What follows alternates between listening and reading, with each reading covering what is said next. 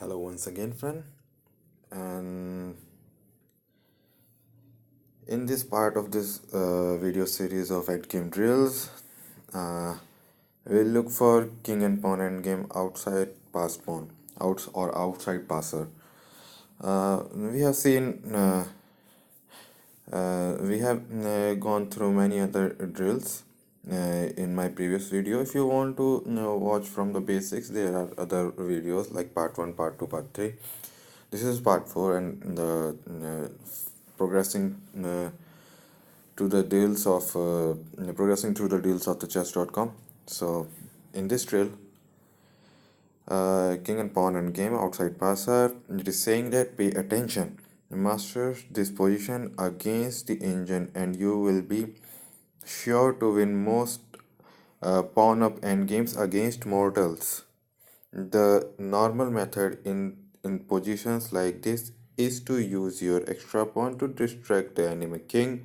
That will allow you to clean up on king side. Don't forget, the king is an attacking piece in the endgame.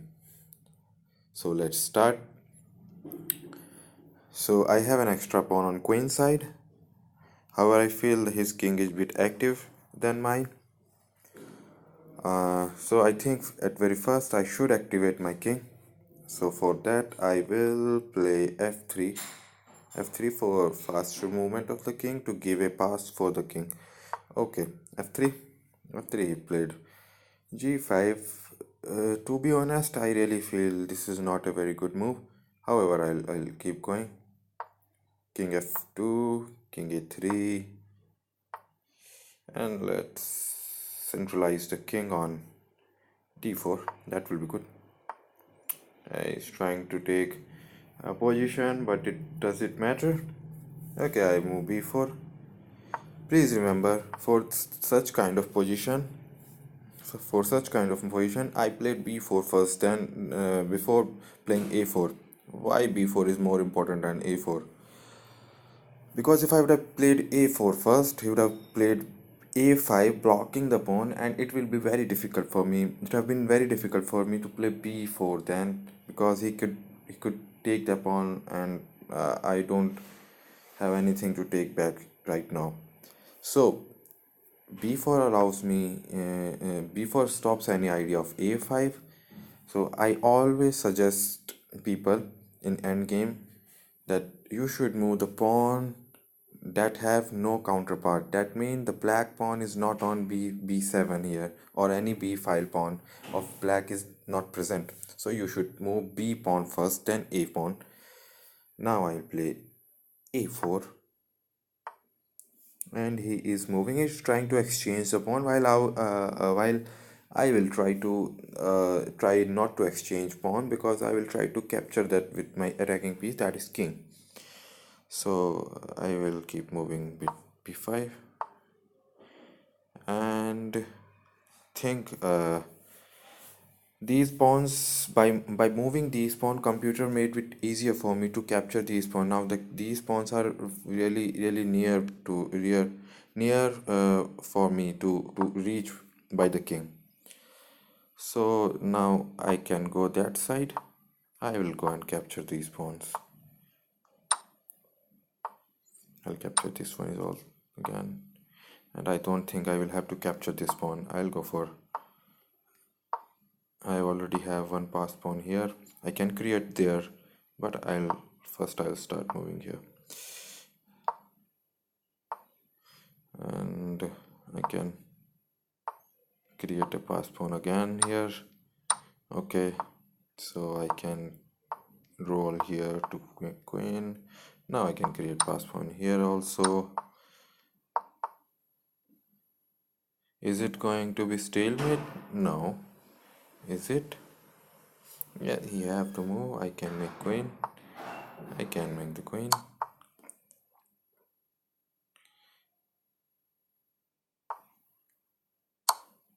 So this is checkmate. So we saw that in this drill, we saw that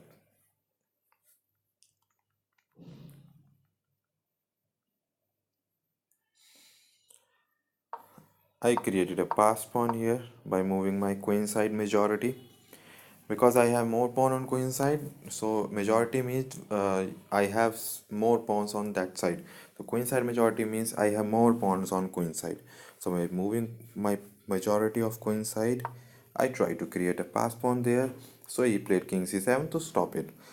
So that's how I got a chance to move my king on e5 and infiltrate the pawns which computer moved really fast. To be honest, for the defensive side, I try to say that them to avoid as many pawn moves as possible, because if the computer would not move would haven't moved its pawn, I feel it would be very difficult. It would be much difficult for me to create pass pawn and then find a win, because it will be bit difficult, because then I had to go here and then I had to capture all the pawns here, and then I would have created any pass pawn which I would have rolled now. But right now in this situation it is very easy. I just kept moving that side and just captured in two moves, which could be difficult enough for equal enough for four move at least.